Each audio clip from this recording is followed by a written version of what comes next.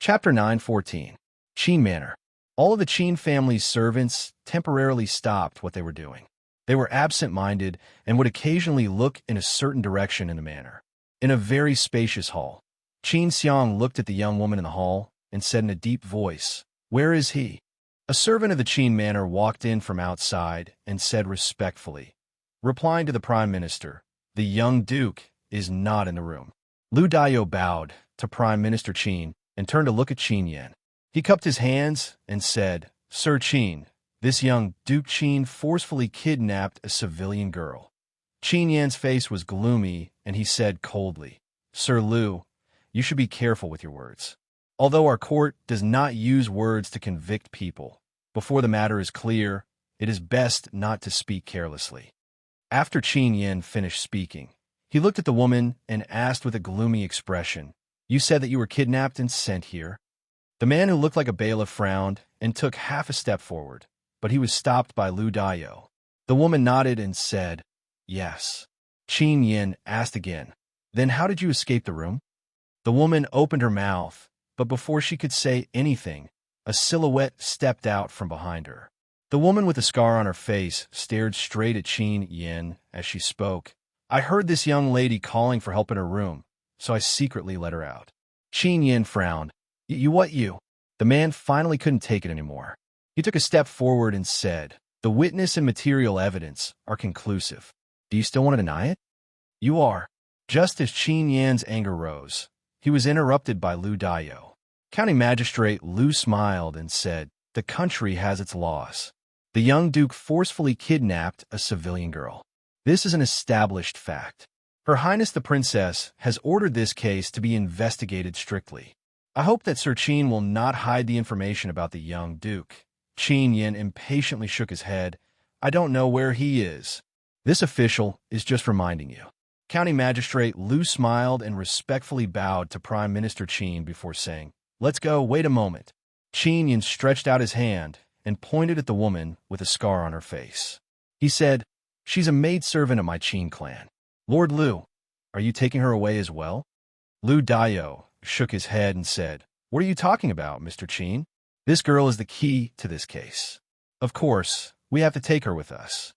Qin Yan glared fiercely at the woman, but in the end, he didn't make any further movements to stop her. Qin Xiang held his forehead and leaned back in his chair.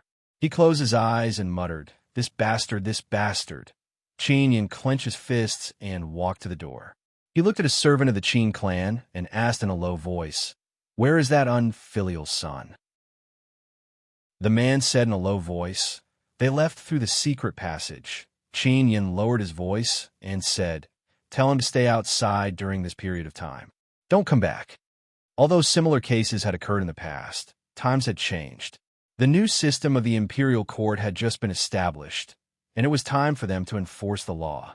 If they were caught, the punishment would not be light. In the distance, he saw a person walk over. With a dark expression, he asked, "Where did you go this time?" The Qin clan's fifth master, who reeked of alcohol and his clothes in disarray, cut a sorry figure, walked over. He looked around and asked, "Just now I saw an official leave. Did something happen?" As he spoke, the smell of alcohol filled the air.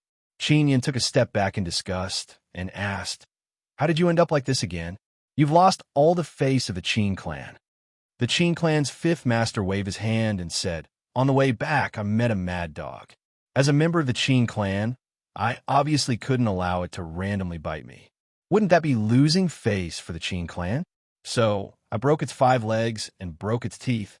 "Nonsense." Qin Yan waved his hand in extreme disgust. "Someone, bring him back to the room." A sturdy figure hurriedly ran over and supported the Qin clan's fifth master with practiced ease. As they walked back, he said in a small voice, "Fifth master is really drunk. How can a dog have 5 legs?" The Qin clan's fifth master shook his head and countered, "You have 3 legs, why can't a dog have 5? It's all my fault. I've wronged you. It's not Big Sister's fault. I was careless. You're still willing to call me sister? I'm the one who doesn't deserve to be your sister." After apologizing to each other, the two women hugged each other and cried. Fong, on the other hand, was full of smiles. His smile was so wide that it almost reached his eyebrows.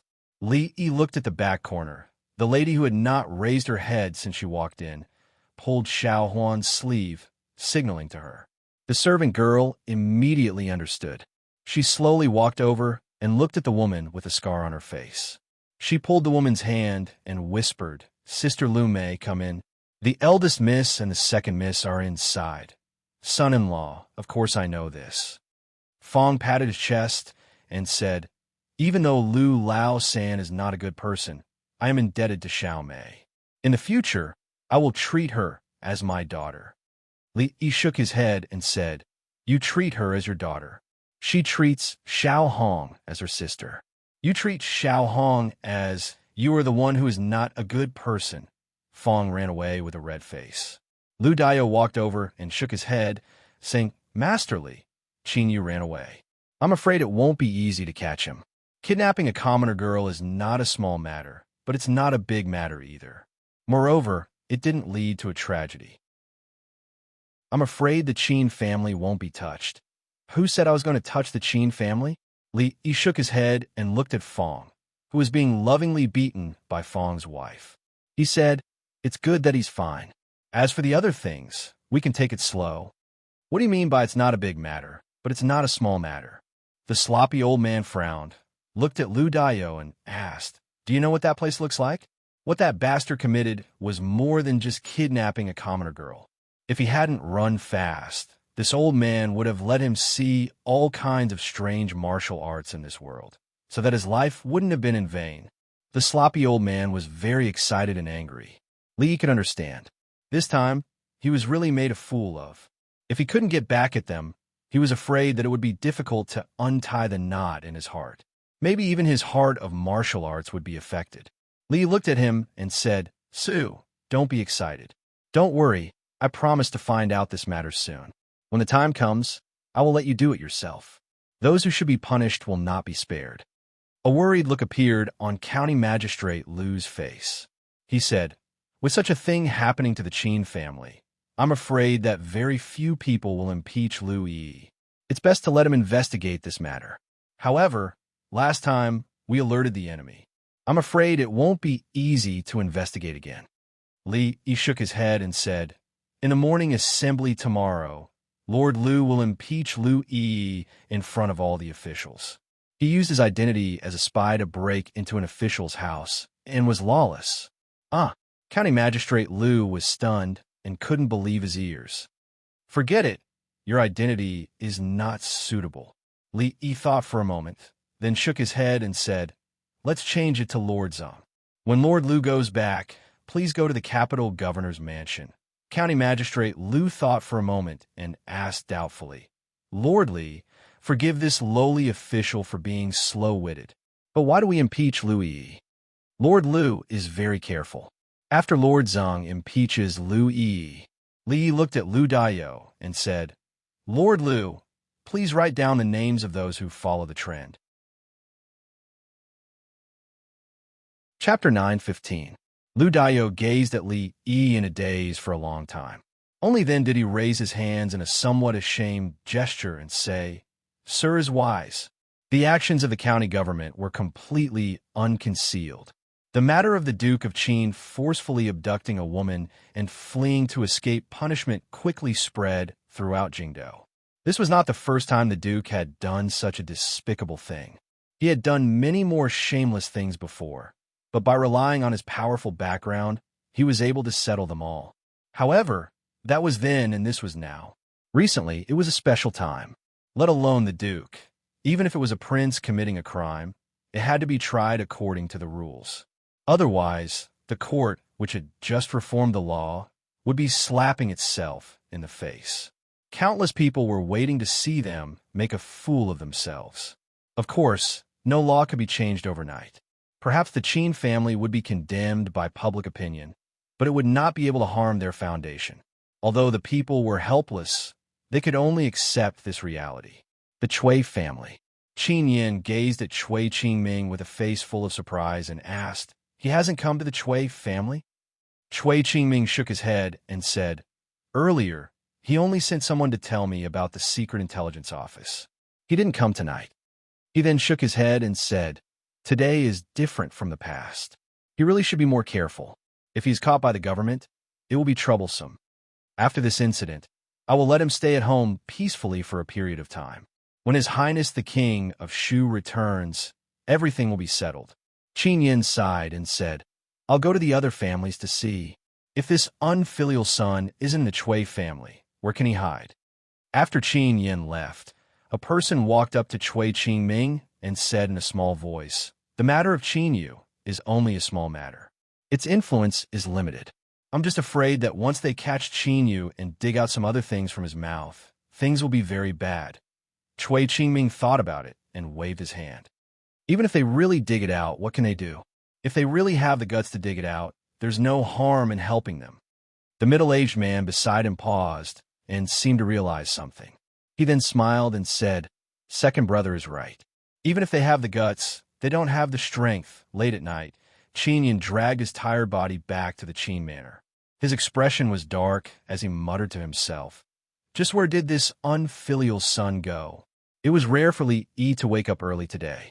In fact, there would always be 1 or 2 days a month when he had to wake up early. Not only was he tortured by Li Duan, but Mississippi Liu had also pestered him to study with her until midnight last night. He was severely lacking in sleep. Before the old emperor arrived, he wanted to lean against a pillar and take a nap.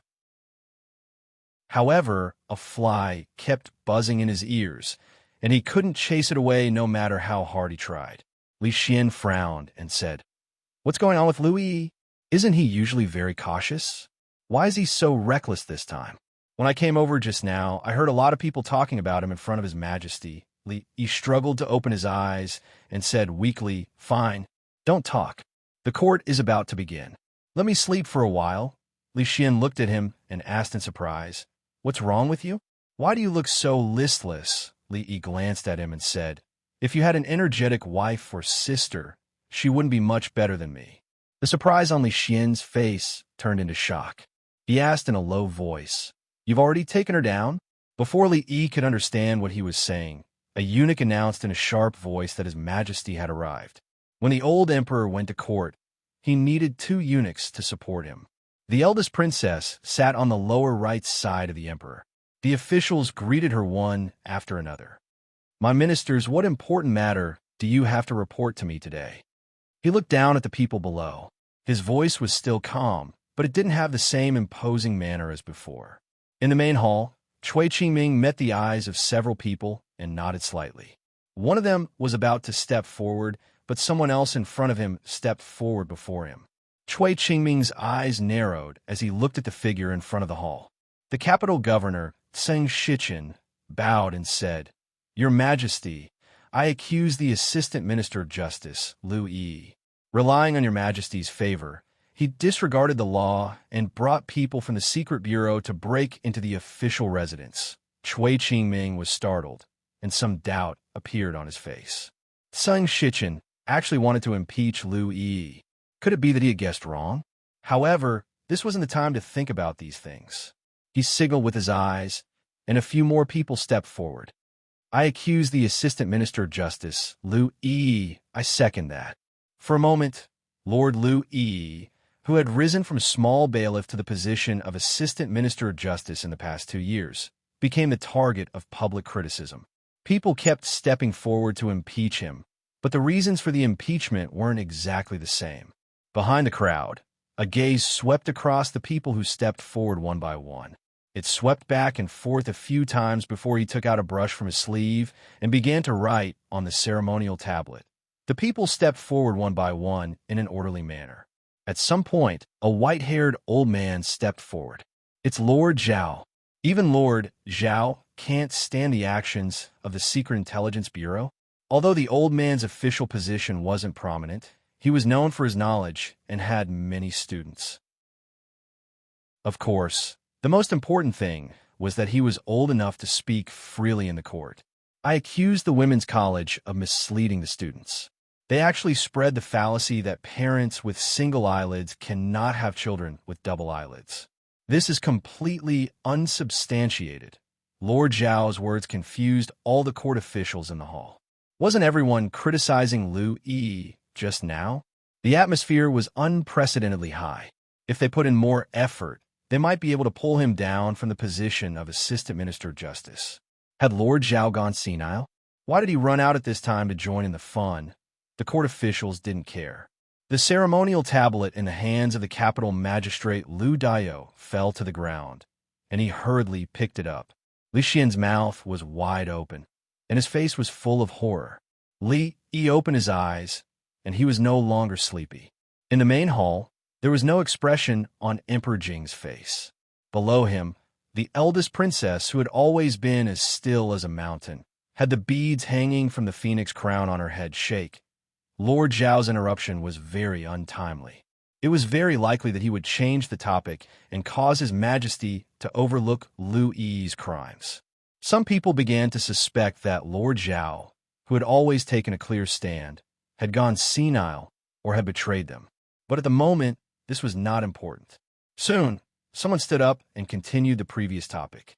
He bowed and said, "Your Majesty, in the past 2 years, the Secret Bureau has relied on Your Majesty's favor and has become more and more lawless. If we don't control it, I'm afraid it will be detrimental to the court." Everyone ignored Lord Zhao and brought the topic back. Lord Zhao originally wanted to say something, but after hearing a few whispers from the people beside him, he had no choice but to give up. So many people in the court had stood up one after another. Even the emperor couldn't ignore the opinions of so many people. Emperor Jing stood up from the dragon throne and said, "Since there are so many people impeaching, the assistant minister of the Ministry of Justice, Lu Yi, will temporarily suspend the matters at hand. The matter of the Secret Bureau breaking into the official residence will be handed over to the Supreme Court for trial." After dealing with the Secret Bureau case, the court officials didn't have many important things to report. After the eunuch announced the dismissal of the court, Li Yi felt relieved and slowly walked outside with Li Xian. County Marquis Li, Crown Prince. A eunuch quickly walked over from behind and said, "His Majesty has summoned you. Please move to the Hall of Diligent Government." Chapter 9:16. Outside the Hall of Diligent Government, when they were about to step on the steps, Li Yi said to Li Xian worriedly, "Be careful when you go in." Li Xian nodded solemnly and said, "Don't worry, I know the importance of this matter." Regarding the matter of the women's college, although old Lord Zhao only said one sentence and the topic was quickly diverted, the officials and the old emperor didn't seem to hear it, but Li Yi always had a bad feeling in his heart. "Greetings, Your Majesty." "Greetings, Uncle Emperor." Inside the Hall of Diligent Government, the old emperor sat on his seat, while Changde and the eldest princess stood on both sides. Emperor Jing looked up at him and asked, "Do you know about the Secret Intelligence Unit?" Li Yi nodded and said, "The Secret Intelligence Unit found that many cases of missing women near the capital were related to the Qin family. Before breaking into the house, they had already confirmed this matter, but they didn't expect that there was a traitor in the Secret Intelligence Unit who leaked the news in advance and allowed them to transfer the evidence." Emperor Jing looked at Changde, and Changde nodded slightly. Emperor Jing asked again, "I heard that Qin Yu of the Qin family raped a woman and fled to avoid punishment?" Li Yi nodded again. "It's true. Yesterday, the capital magistrate, Lord Lu, led the county government's constables and found the woman in the Qin family's residence. The witness and material evidence are conclusive, but Qin Yu is still missing. If we can find him, we might be able to find a connection between these two cases. It is not good for the Secret Intelligence Unit to intervene in this matter. I'll leave the Qin family's case to you." Emperor Jing picked up the teacup and moistened his lips, saying, "Is 1 month enough?" Li Yi cupped his hands and said, "I will do my best." The sloppy old man saw with his own eyes that the Qin family's case actually had a result, but it was difficult to show the process in front of everyone. If they still had any actions, they would definitely leave some traces, and things would be much simpler. But if after this matter, they completely stopped and couldn't collect evidence, things would become a little more troublesome. However, this case would come to an end sooner or later, so there was no need to worry too much. It It was fortunate that the old emperor didn't seem to notice what the old man had said in court. Above, Emperor Jing took a sip of tea and turned to look at Mingzu. He asked, just now in the imperial court, great scholar Zhao accused the women's college of misleading students and spreading fallacies. Is that true? Li Xian's expression changed, and he clenched his fists tightly. Li Yi closed his eyes and opened them again, looking at Mingzu. Mingzu's expression was calm. After a while, he said, recently, I have been focusing on national affairs and neglected the management of the women's college. Father, please punish me. Emperor Jing waved his hand and said, the affairs of the imperial court were forced upon you by me. How could I care about the women's college and talk about punishment? He then looked at Li Yi and asked, great scholar Zhao said that parents with single eyelids can't have children with double eyelids. Is that true? Your Majesty, great scholar Zhao said. Emperor Jing looked at him and suddenly turned back and said, I am very interested in this matter. Changde, let the Secret Intelligence Office find 100 couples with single eyelids and see whether their children have single eyelids or double eyelids. Li Xian suddenly raised his head, and the shock on his face could no longer be concealed. Above, the eldest princess looked at Li Yi with a complicated expression. Li Yi swallowed the words that he was about to say. He raised his head and looked at Emperor Jing. After a long time, he sighed and said, Your Majesty, there is no need to trouble the Secret Intelligence Office with this matter. There was a dead silence in the hall.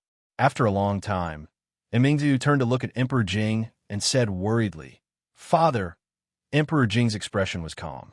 He stretched out his hand and pressed down, saying, draft an edict to summon the king of Shu back to the capital. Then he waved his hand to the people below. You can leave first. I will leave. I will leave. What a single eyelid. What a double eyelid. After the door of the hall was closed again, Emperor Jing stood up from his seat and laughed twice. Then he coughed violently and coughed up a mouthful of blood. The three of them walked out of the hall, all looking worried. Li Xian looked back and asked worriedly, What should we do now? The two of them walked silently with their heads down and did not answer. He said anxiously, What time is it? Say something. Li looked back at Mingzu and asked, Are you hungry? Mingzu nodded yes. Li Xian was a little annoyed. Hey, what time is it? You are still talking about this. After half an hour at the meal, he wiped his mouth and rubbed his bulging belly, then said, The Chui family deserved to die, but Uncle Emperor. Li Yi tore a chicken leg and stuffed it into his mouth and said impatiently, Eat your food.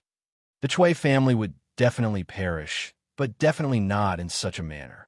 He had heard the few violent coughs that came out from the hall, and he believed that Mingzu had also heard it. Using the Chui family's destruction to exchange for these, was it worth it or not? There was no conclusion. This was just the beginning. The royal family had made such a big scandal. If it was leaked, it would cause a lot of trouble and public opinion among the people. This was something that even the brothels could not control. They still did not know what the impact of the storm would be.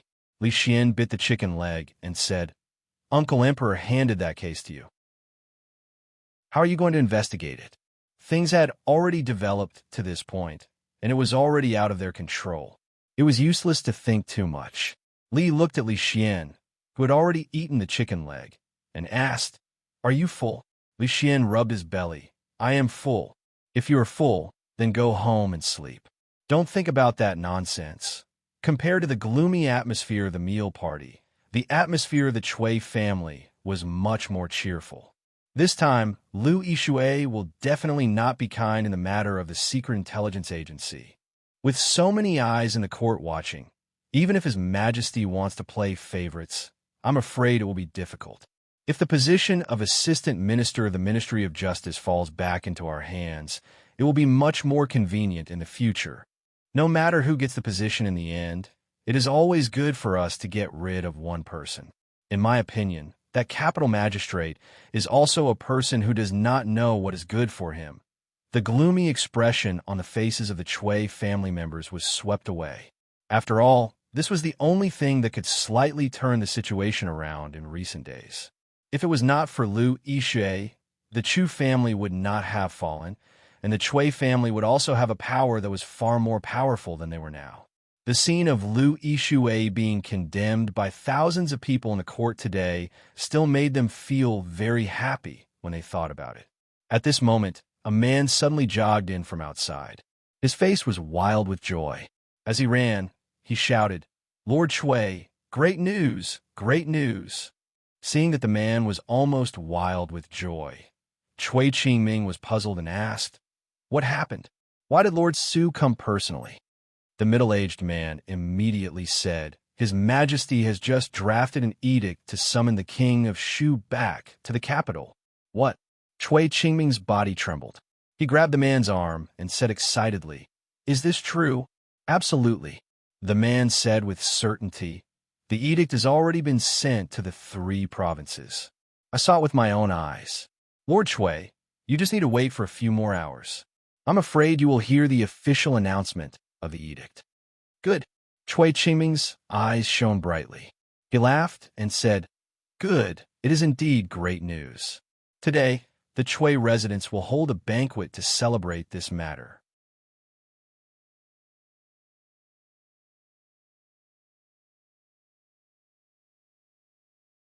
"Please come in." The 2 words had just left his mouth when they dissipated in the wind. Chapter 9:18. The Chui family, which had been quiet for a long time, finally became lively again on the first day of the 6th month. Compared to the glory of the Chui family 2 years ago, the lively scene today was somewhat lacking. However, the desolation was only temporary.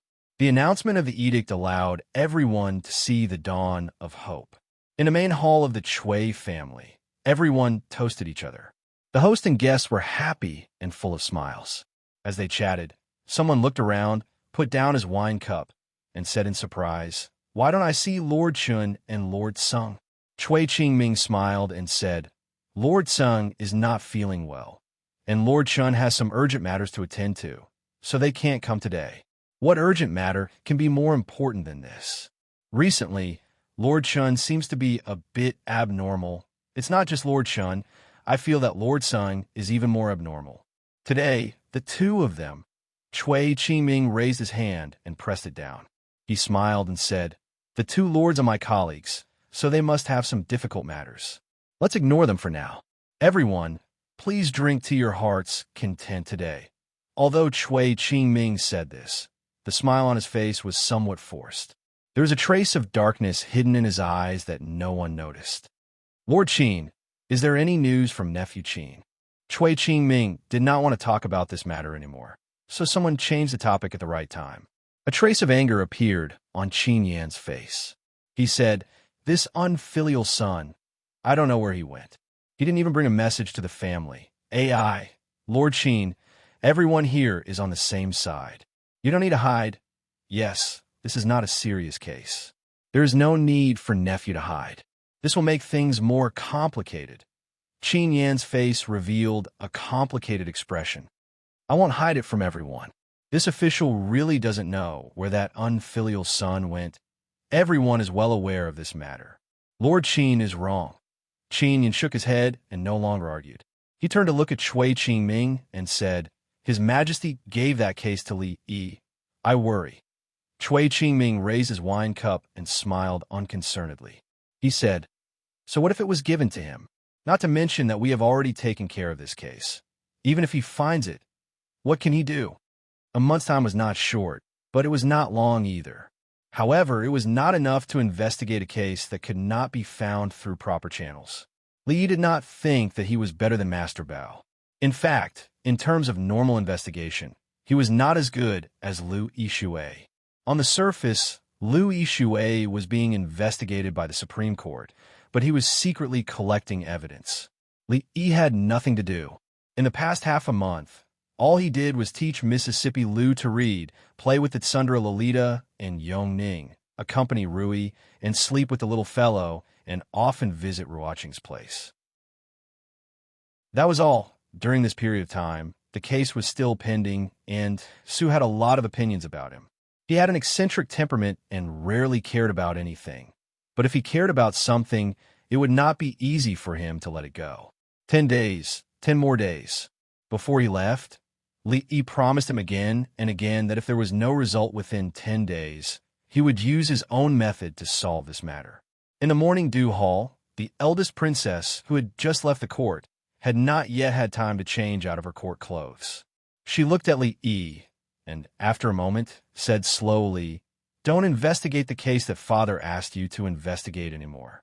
Li did not speak, but just looked at her quietly, waiting for her explanation. Lu Yishui has been secretly investigating this case for more than half a month. And Mingzhu poured a cup of tea for him, sat down, and said, "The Chui family, the Qin family, and nearly 1/3 of the dignitaries in the capital are involved. The Chui family has done so many things, and the reason why they are still fearless is that once something happens to the Chui family, these people will all be involved. There are too many people involved in this case. This is an extremely powerful force. Once they fight back, it will cause great turmoil, affecting the entire capital and even the country." Li took a sip of tea and said, "Then don't give them a chance to fight back." And Mingzhu shook her head and said, "That's impossible.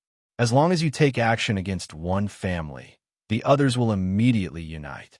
You alone, even with me, can't resist them." She looked out of the window and said tiredly, "The capital has been rotten from the root. It doesn't matter if the root is rotten, as long as the rotten root is dug out. You can't give up."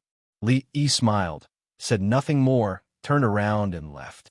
And Mingzhu quickly walked out of the door and said, "We will think of a way to deal with this matter. Don't act rashly." Li waved his hand and said, "I know." When he walked out of the palace gate and was about to get on the carriage, a voice with a smile came from behind. "Isn't this the famous County Marquis Li?"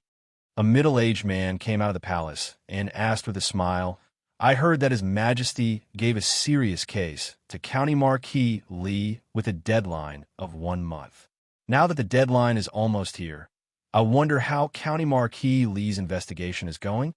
Li turned around, looked at the current master of the Chui family, and said with a smile, "Soon, Your Excellency Chui, I'm afraid you have to prepare early." Chui Qingming sneered and said, "You investigate your case. What do I need to prepare?" When Li got on the carriage and put down the curtain, he reminded Chui Qingming, "Your Excellency Chui, when you take a bath next time, you might as well wash your neck more. It's better to wash it clean." Chui Qingming was stunned and didn't come to himself until the carriage went far away.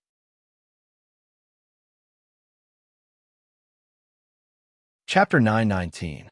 Imperial Father spends most of his time sleeping now. Imperial Mother won't even let me talk to Imperial Father. The proud Lolita propped up her chin with one hand and sat opposite Li. Bored, she picked up the chess pieces on the chessboard and muttered, "I wanted to play chess with Imperial Father today. If I deliberately lost a few games to him, perhaps Imperial Father would be happy." Li rubbed her head and said, "You know how to let go. Our Shawning has also grown up now." In the past, when Li rubbed her head like this, she would always squint her eyes, smile, and reveal the dimples at the corners of her mouth like a lazy cat. She didn't know when it started, but she started to resist this action. "In that game just now, I also let Sir win a few times. Otherwise, I would have won a long time ago." She puffed out her chest and said with some pride, "Moreover, I didn't just grow up. I've grown up a long time ago. I'll be 15 soon." A 15-year-old proud Lolita could no longer be called a little girl.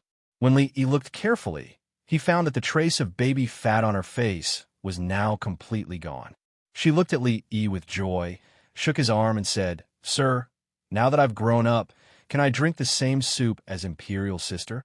Li was startled. He lowered his head to look at her and asked, "Why do you want to drink that kind of soup?" "Nothing much. If Imperial Sister can drink it, then I can drink it too."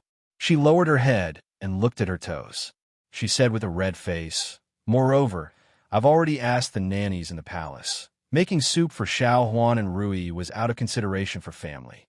Giving soup to the eldest princess was out of concern for a friend. To let a proud Lolita drink soup, then he was a beast with evil intentions."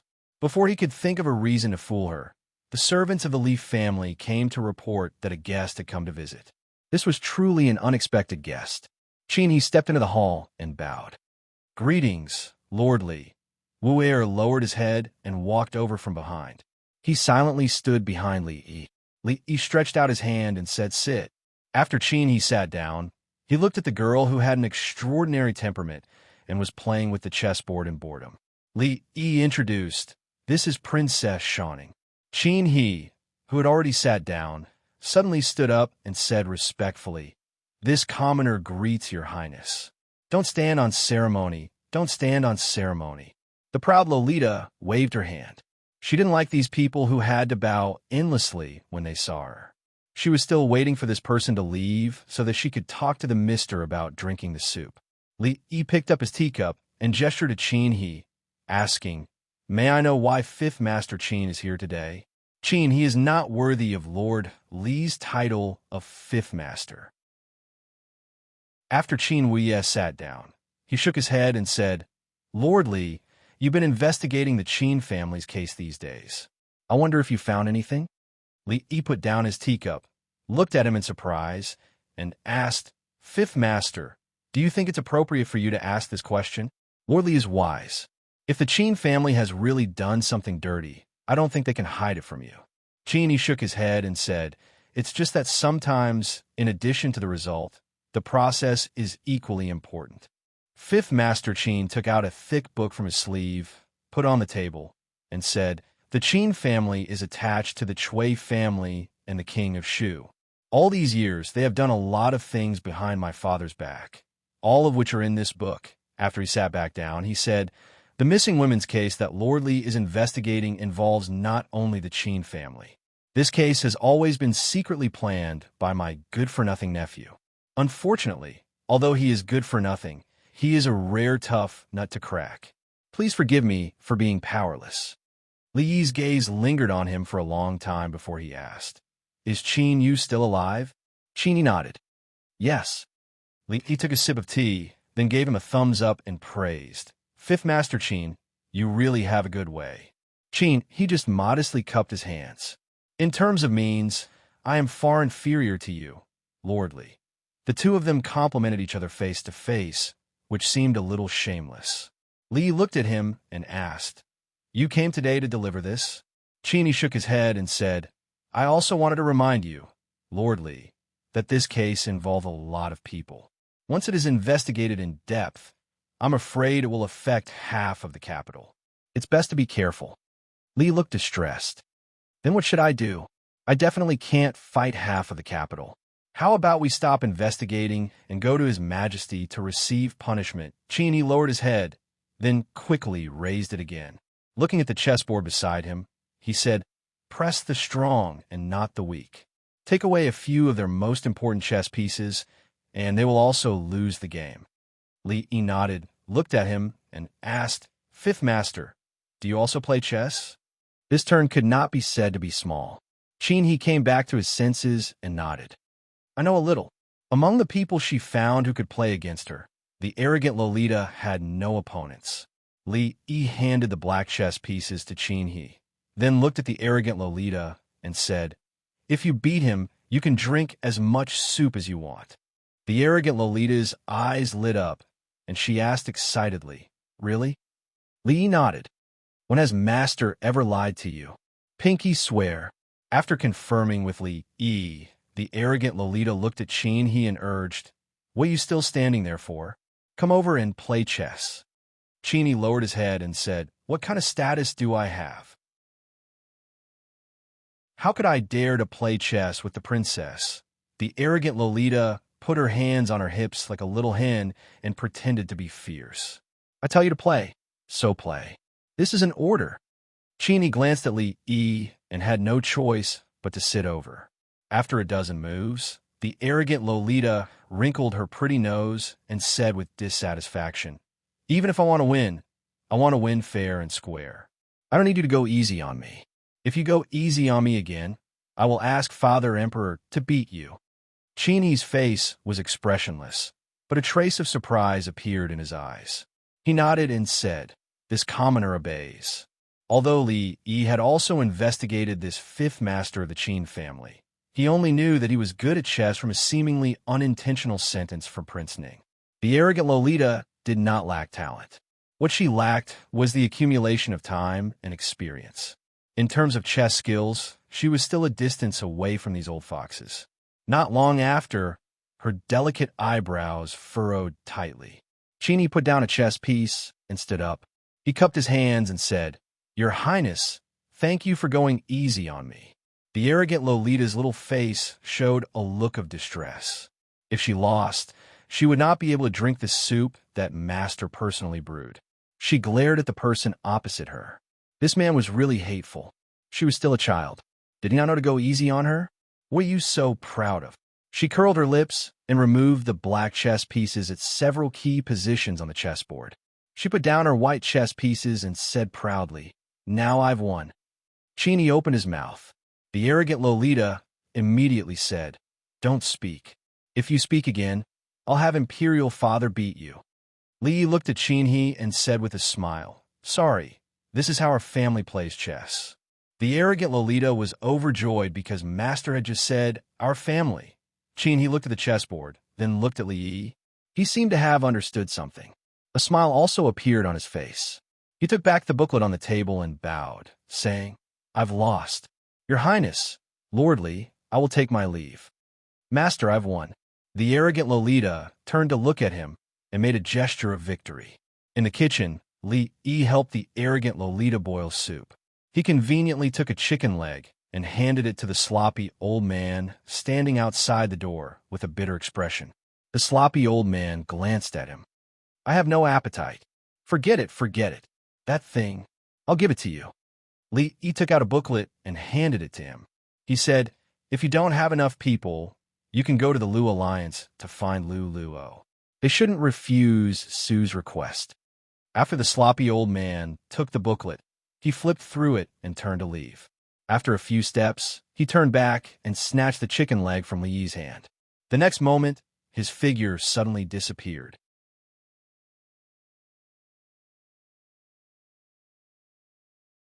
"You want to drink again? Look at you now. You don't look like a human at all." The fifth lord of the Qin family raised his head, looked at him solemnly, and said, "Brother, I actually don't like it when you say that about me." Qin Yan's eyes widened. This was the first time in recent years that he had seen his fifth brother talk back to him. He pointed at him and said in disbelief, "Look in the mirror. Look at yourself. I'm doing this for the sake of the Qin family's face. You still dare to talk back." "Face?"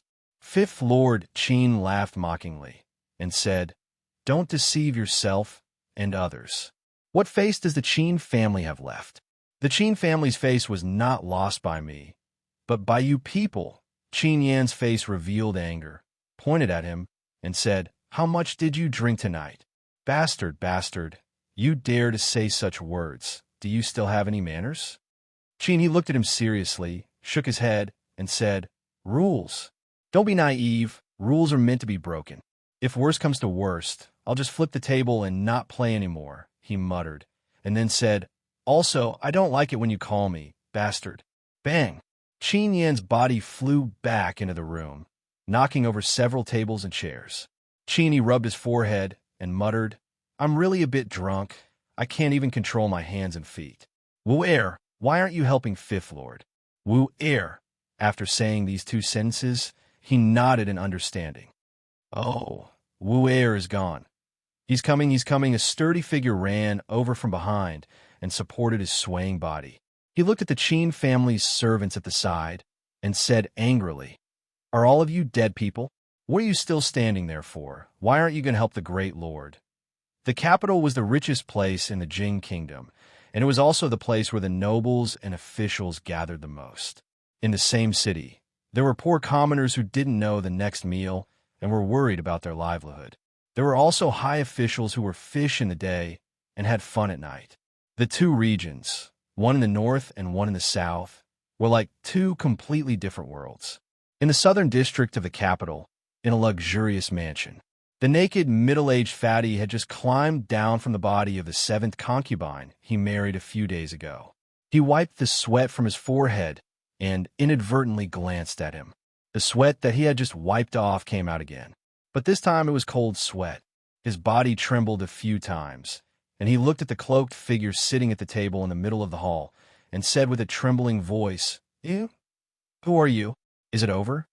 A surprised voice came from under the cloak. That's a bit fast. Your kidneys aren't working, right? As the voice fell, two figures slowly walked over. One of the figures glanced at the naked woman on the bed a few times. The other person beside him coughed lightly. Watch your discipline. That person immediately retracted his gaze, and with a flick of his toes, the quilt that had fallen to the ground flew up to the bed and covered the woman's body. The woman had long been scared pale, but the middle-aged fatty pretended to be calm. He pointed at the two people and asked, You? Who are you? What do you want? Do you know who I am? One of them waved his hand and said, Han Dayuan, you've committed a crime. Come with us. Han Dayuan? The middle-aged fatty was stunned and said, I'm not Han Dayuan, what?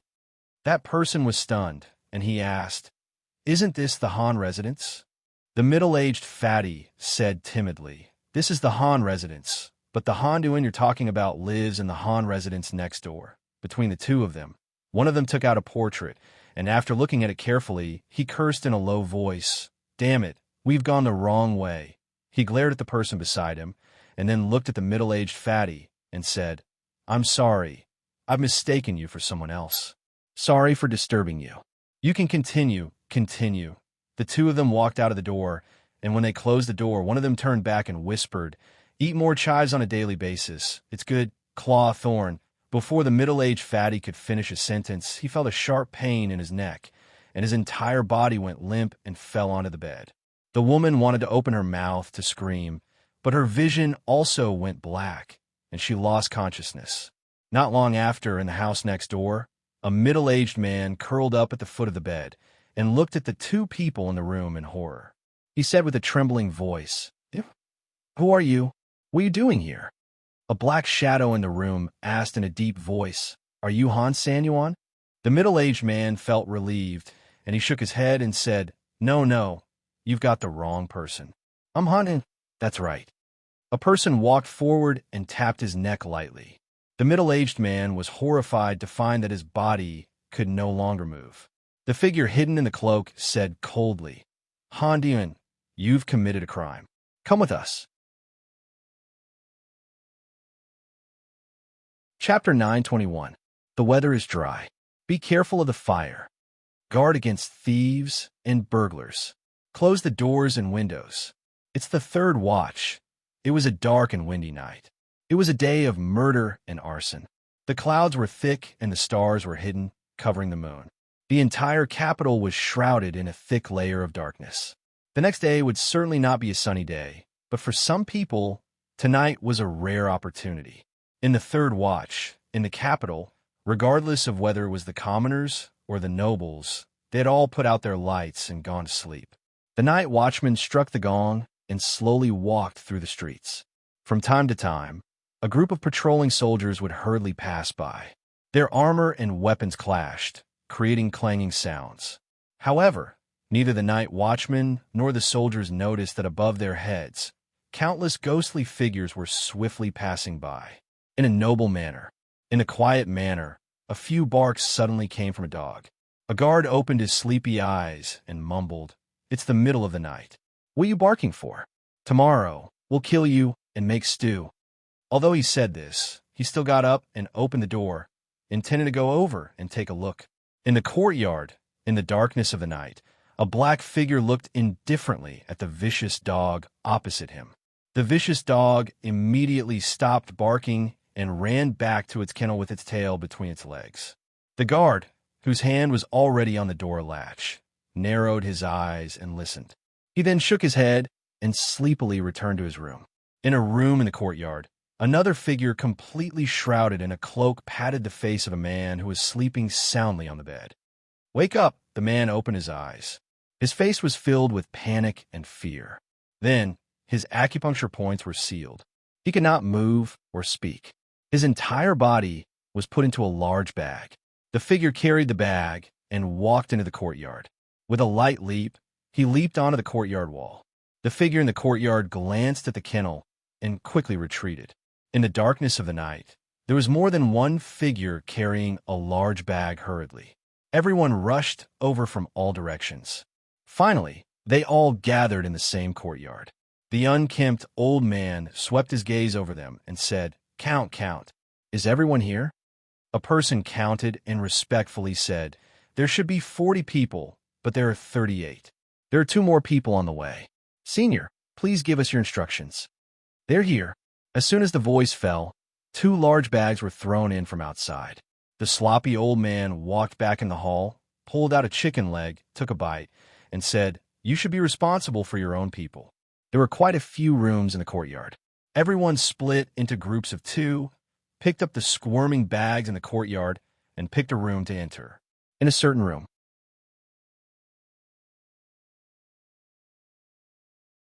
in front of each of them was a piece of paper that was pressed down by a stone. The paper was densely packed with small words. It was too far to see clearly. Everyone stopped in their tracks. Their faces were filled with shock. They did not dare to go forward. Taking advantage of the time, when someone reported to the yamen, some busybodies counted the number of people kneeling on the ground. There were exactly 40 people. Finally, someone could not resist his curiosity and took a few tentative steps forward. Soon, a number of people followed.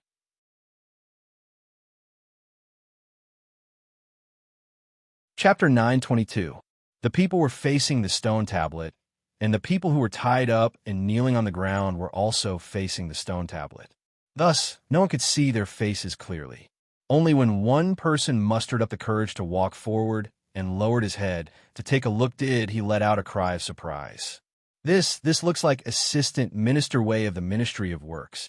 That can't be. Why is Assistant Minister Way kneeling here? Isn't that Official Han? Why is he also kneeling here? Official Fong, Official Chi, Lord Wei. Heavens, what is going on? Why are they all kneeling here?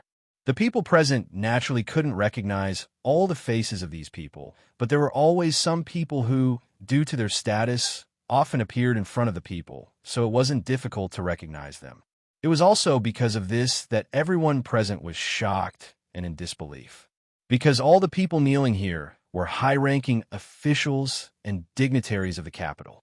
Who would have thought that these people, who were usually so high and mighty that they couldn't even come into contact with, were at this moment tied up with ropes and kneeling in front of the stone tablet in the ancestral hall?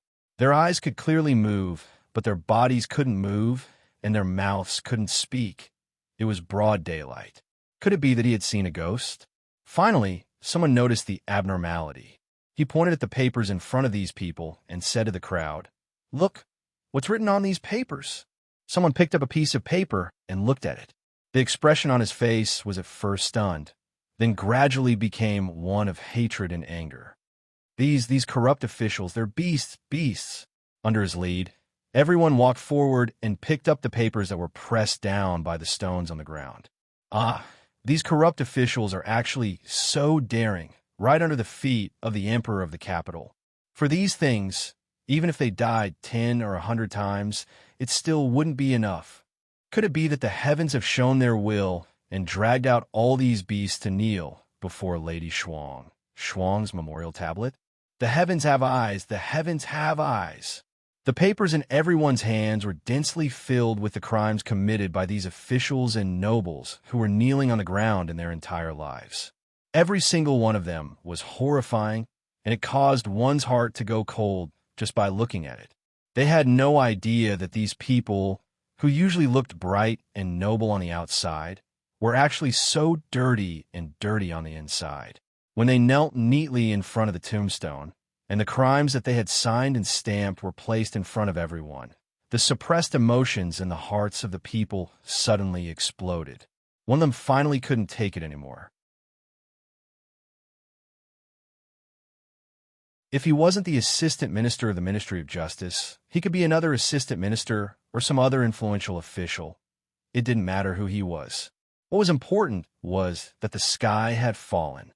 He pointed outside in a panic and said, "Quick, go to the yamen and call someone. Tell Sir Tsung that something big has happened." At the same time, in the mansion of an official in the capital, a servant stood at the door of a room. He paced back and forth for a long time and said with some confusion, "Why hasn't Sir gotten out of bed yet? Is he not going to court today?" He finally couldn't help but knock on the door, then pushed it open and entered. Seeing the empty bed, he said in surprise, "Where is Sir?"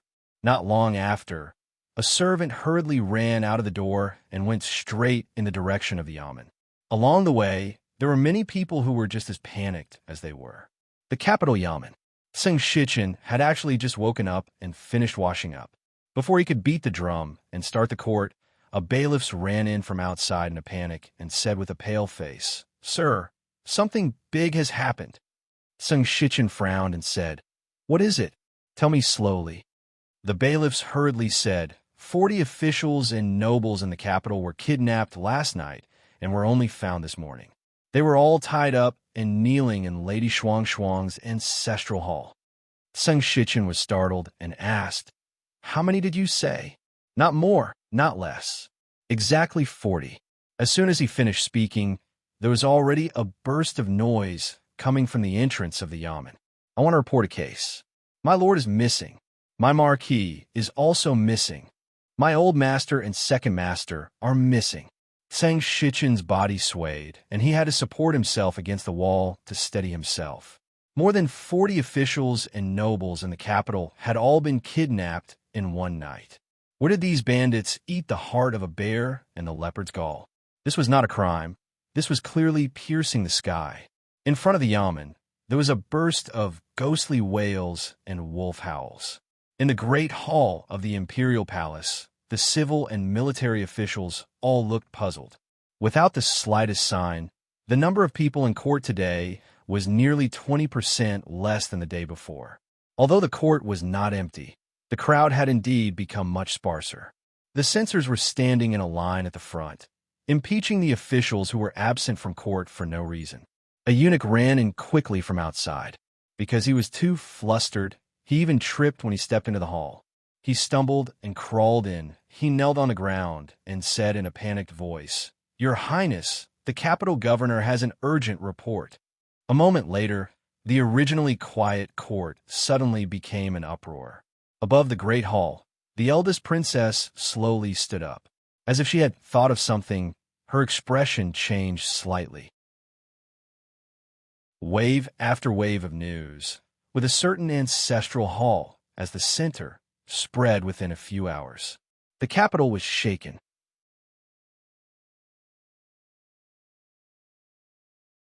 Chapter 923. This was probably the fastest the government had ever handled a case. The people who had reported the case were still at the door of the yamen. There was no need to rush to redress their grievances, but the important figures who had been lost had all been found. Logically speaking, regardless of whether it was the government or the people who had reported the case, this was a joyous matter. The case had been solved, and everyone could go home and find their own mothers. No one would be troubled. However, the matter was not so simple. The people who had been tied up were all influential figures in the capital, and 40 of them had been tied up quietly. They had only been discovered in the morning. This was probably the worst case that had happened in the capital since the founding of the country. After today, how could the other officials and nobles in the capital sleep peacefully? After all, no one wanted to go to sleep at night and wake up the next day in a strange place. Their bodies were tied up, unable to move or speak, and they had to kneel in front of the people. This case had to be investigated, thoroughly investigated. If those vicious thugs were allowed to roam freely in the capital, no one would be able to sleep peacefully in the future. This was only one of the reasons. The papers that recorded the crimes of the officials and nobles who were tied up had long been spread by the mouth of the public. They were indeed the victims, but at the same time, they were the perpetrators. The words that were written with blood and tears could be verified to prove their authenticity. The court was in the midst of a legal reform. Although the crimes of the nobles and nobles could not be equated with those of the common people, if a common person committed any of the crimes, they would be beheaded dozens or hundreds of times. It would not be too much to just behead them once, right? Each of these people had committed grave crimes. There were countless eyes watching outside. Who would dare to let them go back? Seng Shichen rubbed the space between his eyebrows.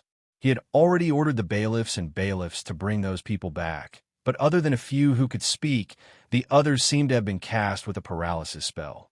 Even though their noses were bruised and their faces swollen, they could not make a sound of pain, much less move. "Sir Tsang, can I bring my master back?" "Sir, my master is injured and needs immediate treatment. Your government is not going to catch those assassins, but instead detain these officials here. What are your intentions?" Tsang Shichen rubbed his temples again when he heard the shouts coming from outside the hall. Those people were either nobles or high officials. Even he couldn't offend so many clans at the same time. Just as he was having a headache, a constable finally walked in with a happy expression and said loudly, "Sir, someone from the palace has come." It was not only the eunuchs who came from the palace to announce the imperial edict, but also the medical officials of the Imperial Physician Bureau. After examining them, the imperial physician Lu Jimin shook his head and said, "These people have all had their acupoints sealed. It's the technique of a warrior."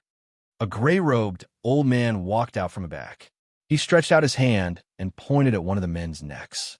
In the next moment, a miserable howl was heard. The man finally regained his freedom. He covered his buttocks and screamed miserably. The gray-robed old man walked around the crowd and unsealed everyone's acupoints one by one. Suddenly, everyone heard a series of screams, and the situation went out of control. Tsang Shichen stepped forward, looked at the young man at the front, and asked, "What did His Highness say?" Lu Yichun looked at him and slowly said, "Investigate thoroughly." Tsang Shichen nodded and said, 40 officials have been arrested. The impact is too bad. If we don't investigate clearly, many of the officials in the court will not agree. A thorough investigation naturally has to be conducted. However, to be able to commit such a crime without anyone knowing, I'm afraid it's not the work of an ordinary person. It won't be easy to investigate this case. The crimes committed by these sinful officials and nobles must be thoroughly investigated. Lu Yichun looked at him and said, "These people will temporarily stay in the capital government office. The Imperial Physician Bureau will treat their injuries. The Secret Intelligence Bureau will take over everything else." A smile appeared on Tsang Shichen's face. He placed a thick stack of papers in Lu Yichun's hand and said, "I'll have to trouble Lord Lu." The onlookers had already surrounded the capital government office. If those wicked people who had committed heinous crimes walked out, it was likely that some uncontrollable events would occur. Fortunately, this time, the court did not disappoint them. Not a single one of the 40 people walked out of the government office. The capital governor's manor had also put up a notice outside, expressing strong condemnation of those audacious thieves who had kidnapped officials and nobles. At the same time, it expressed that the case would be strictly investigated and the thieves would be arrested as soon as possible so that the capital could be restored to order. As for the crimes that these 40 people had confessed to, the government would certainly verify them one by one. Once verified, they would not be tolerated. If the people had any clues or evidence, they were welcome to provide them, and they were also welcome to supervise. If the government handled a case like this every time, the people would naturally not be dissatisfied, and the grievances like Do-ease would probably not occur. The people were very satisfied with the way the government handled the case, and their emotions were no longer agitated. They no longer gathered in front of the government office and gradually dispersed. However, their attention did not shift. Overnight, the capital government office, including the 40 mansions, became the focus of the entire capital. The Chui family. No one from the Chui family had gone missing last night, but they were even more frightened than the families who had gone missing. 40 people, their last remaining force in the capital, their last trump card, had been wiped out in one night. In one night, completely wiped out. It was not just 40 people, it was 40 families. They had spent a great deal of effort to win over the power that they had. They all had something on the Chui family, and they were bound together for good or ill with the Chui family. They were not people in the same boat. The Chui family ship was in front, and their small boats were connected to it. The Chui family ship rode the wind and waves, and they could also move forward. If the Chui family ship sank, they would sink with it. The destruction of one small boat had a limited impact on the big boat, but if all 40 small boats on the big boat sank, how could the Chui family ride the waves alone? As soon as he heard the news, the current head of the Chui family, Chui Qingming, was so angry that he spat out a mouthful of blood and had yet to wake up. The people of the Chui family gathered in the meeting hall, and everyone's faces were filled with panic. In just one night, the Chui family had gone from having countless supporters to being alone. Although they could not be considered alone, there was still the Qin family, the Chun family, and the Zheng family, but at this time they could no longer affect the general situation. This was not the most frightening thing. The crimes of those people might be related to the Chui family in some way. If their crimes were proven, the Chui family and the Chui family would find it very difficult to escape. Originally, because of the King of Shu's return to the capital, they had finally seen a glimmer of light, but once again, it was covered by a huge black curtain. The Qin family. The daring thieves must be investigated, but as officials and nobles, they disregarded the law and acted so unscrupulously. They are destined to be punished by the law. His Majesty has already ordered a strict investigation of this case.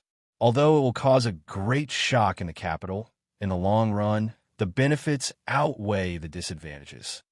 At the family banquet, Qin Xiang looked at the people below and said in a low voice, "You must all take this as a warning."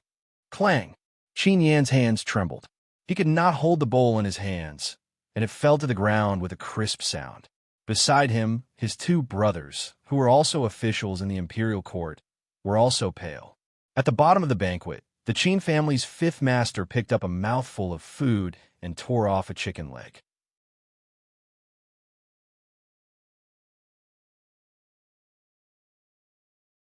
Chapter 924. Okay. Mississippi Lou nodded, closed the book, got up, and walked back to the room. Looking at her back that was so calm and unaffected, it seemed that she was really not interested in the matter at all. He couldn't help but feel a chill in his heart. There must be something wrong when things are abnormal. With how much Rui cared about him, she would haggle over small things like a lip mark on his face, a strand of hair on his clothes, and staying out at night. How could she not be interested in his promise to another woman? What's more, this woman was her enemy. Princess Royal's expression was calm. She looked at him and asked, "Are you listening to me?" He found that he had made a mistake, a big mistake. When a woman was talking to him, he was thinking about another woman. Moreover, the woman he was thinking about was bigger than the one in front of him. He quickly turned his head and lowered his head, saying, "I'm listening. I'm listening. What did I say just now?" Li thought for a moment and said, "What did I promise you? I promised you a lot of things. Which one are you talking about? Other than not bringing soup to see you these few days, there's nothing wrong with what I've done. You promised me that you wouldn't act rashly." And Mingzu looked at him and said with a frown, "Do you know how dangerous this matter is and how big the impact will be? This case is not only shocking the capital, but the whole world. The officials are panicking, and all the civil and military officials in the court are asking for a thorough investigation of this case. What will you do if the truth is found out? You suspect that I did this case?" Li Yi stood up and looked at her in surprise. "I'm a little embarrassed when you say that. I didn't expect that I'm so powerful in your heart. In fact, I'm a little weaker than you think. Although those people are all guilty, there are still the authorities, the court."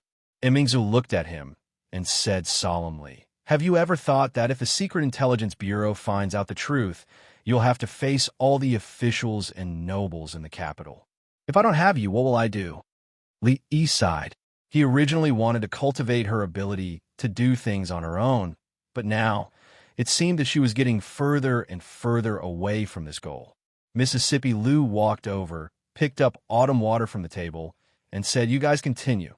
After saying that, he simply turned around and walked back. Li Yi shook his head and asked, "Did His Majesty say anything?" "Father ordered the Secret Intelligence Bureau to investigate this case thoroughly, and all the officials and nobles who are guilty will be." And Mingzu looked at him, as if she had thought of something, and said in surprise, "Father knows about this."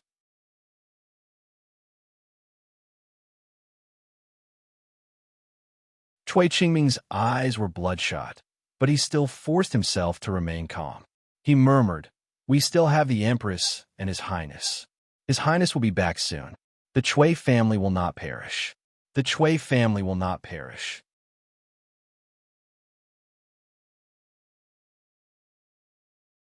Chapter 925.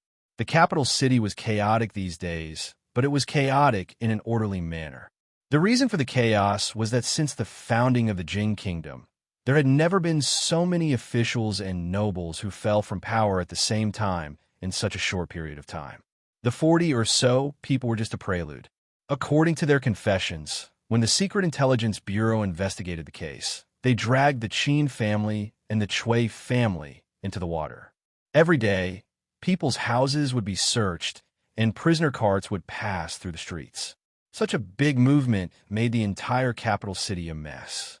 The chaos was orderly because every time a position was vacant in the court, someone would quickly fill it, so it did not have much impact on the court. The promotion of this monstrous case was completely the general trend. Everyone in the world was watching. Once it started, it was like a surging river rushing forward, and there was no turning back. In fact, not many people paid attention to the thieves who had kidnapped these people from their homes. Flipping the table was really an addictive thing. It was simple, violent, and effective. Once people had enough power in their hands, they liked to take shortcuts and were unwilling to be bound by the rules of the world. This was not a good thing, and one should learn from it. However, this matter was originally agreed by the old emperor in advance. Now that the old emperor blamed him, it was completely like getting rid of the donkey after it was no longer of use. Li Yi looked at Emperor Jing, who was leaning against the bed, and said, "Your Majesty, you said that if normal methods don't work, we can use some extreme methods." The old emperor raised his eyebrows and looked at him. "I said extreme. I allowed you to arrest a few people to interrogate. Who asked you to arrest everyone? Since ancient times, kings were the most heartless." This sentence was not wrong at all. The emperor was the most temperamental person. It was clearly what he said, but in the blink of an eye, he did not admit it.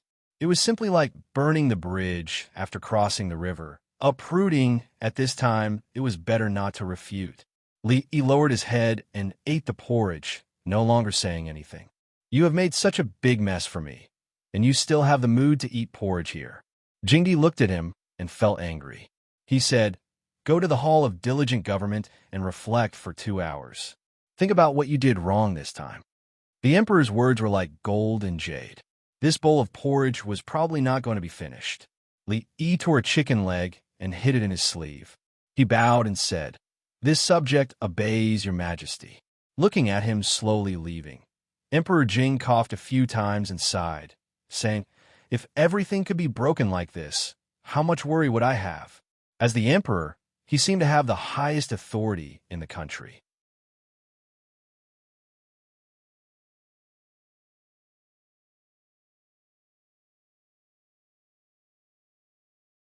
Chapter 926. For the Chui family, what was happening now was really just the beginning.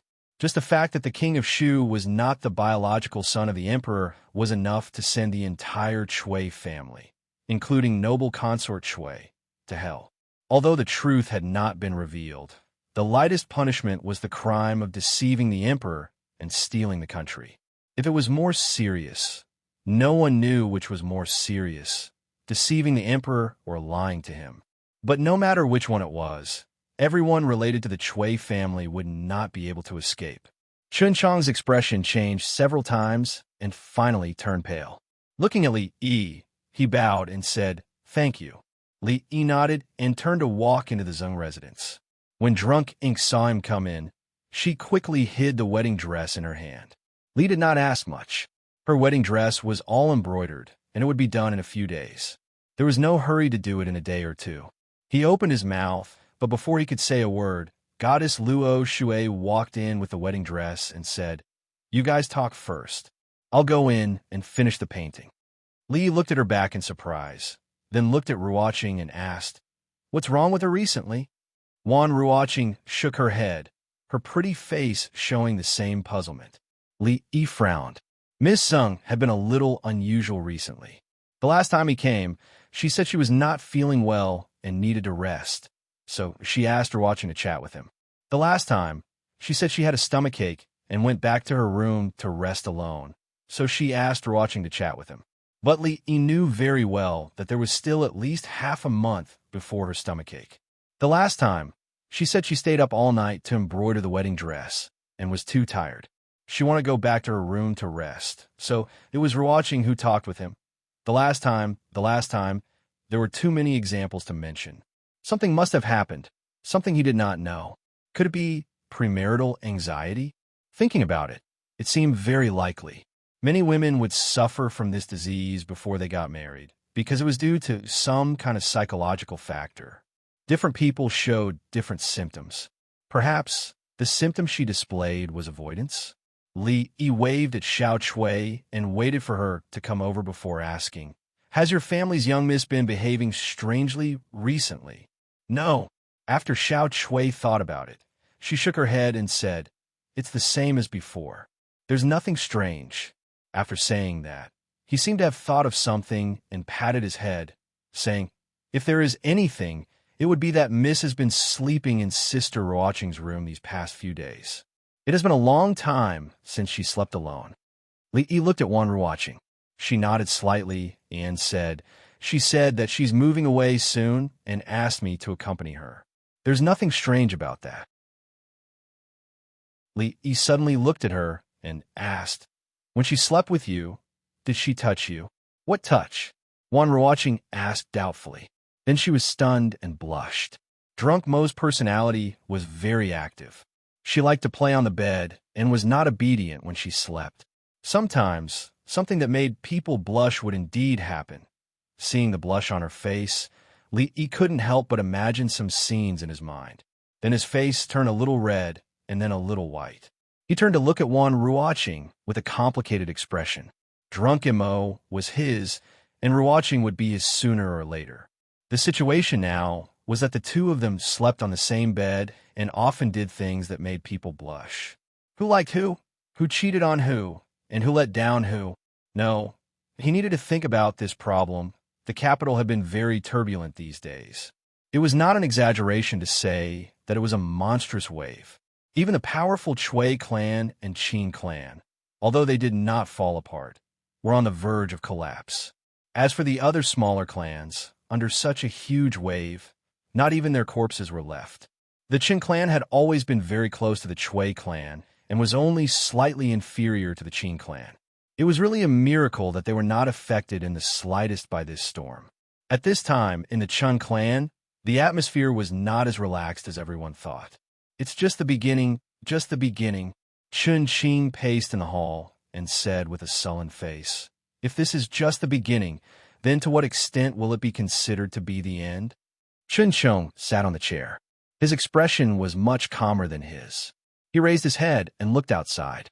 "Perhaps we still have to add in the king of Shu, or even that person in the palace, before it will be considered to be the end." Chun Qing turned his head and said in disbelief, "How is this possible?" Chun Chong shook his head and said, "If this is just the beginning, then this time, no matter what, the Chun clan will not be able to escape." He looked at Chun Qing and said, "There has to be one person in the Chun clan who has to stand up. I'm not here anymore. In the future, take good care of third sister. If you encounter any problems that you can't solve, go find him." "No." Chun Qing decided to cut him off. "Even if someone has to go, it will be me. You stay behind to take care of third sister. This matter is decided. Big brother, you still have hope." Chun Chong looked at him and said, "Let me bear the Chun clan's past alone." Chun Qing's expression was cold. He shook his head and said, "No, this definitely won't do. Big brother, second brother." As the two of them were arguing, a delicate figure walked in from the door. Their expressions changed, and they said at the same time, "Third sister, why are you here?" Chun Chong walked over and said hurriedly, "I have something to discuss with Big Brother." "You should go back and rest first." The girl with snow-white hair shook her head, but a smile appeared on her face. She said firmly, "I'm also a member of the Qin clan. No matter what happens, Miao, you will face it together with Big Brother and Second Brother." Chun Chong looked at her, patted her hand, and strode out of the door. "This official is guilty." In front of a certain hall in the imperial palace, Chun Chong knelt down and said loudly, Chun clan. On the couch, Jing Di put down the booklet in his hand and shook his head in disappointment. Let Mingzi handle this matter. The 9-month-old Li Duan could already crawl everywhere. Even when the eldest princess walked in, Li was still tirelessly moving him from the side of the bed to the inside of the bed. When he crawled out, she would repeat this action. She probably had something to discuss with him at this time. Li carried the little fellow and passed him to Rui. Li Duan, on the other hand, reached out his little hand to Xiao Huan. In this family, the little fellow was like an emperor, but the emperor also had someone he was afraid of, and that person was Lu Rui. Mississippi, Lu might be born with a kind of deterrence.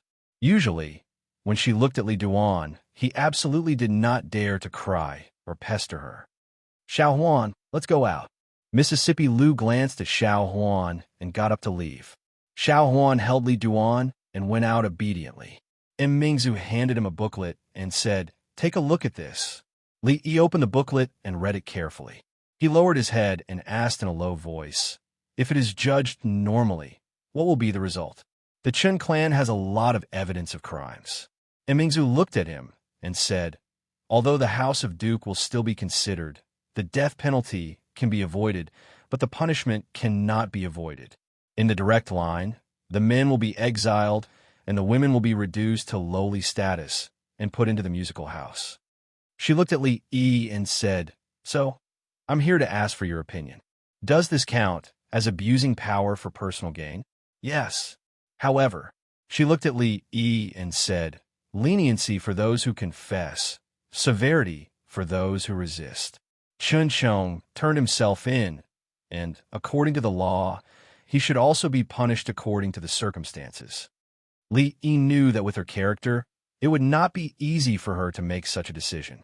But he absolutely could not watch Miss Chun fall into such a situation. His heart was slightly warmed. He held her hand and said seriously, Thank you for this. Mingzi shook her head. There is no need to say thank you between us. Mississippi Lu came in from outside, walked to the bed, and picked up the autumn water that had fallen here. Then she looked at the two of them, and her eyes stopped on their hands that were held together. She asked, What happened between you?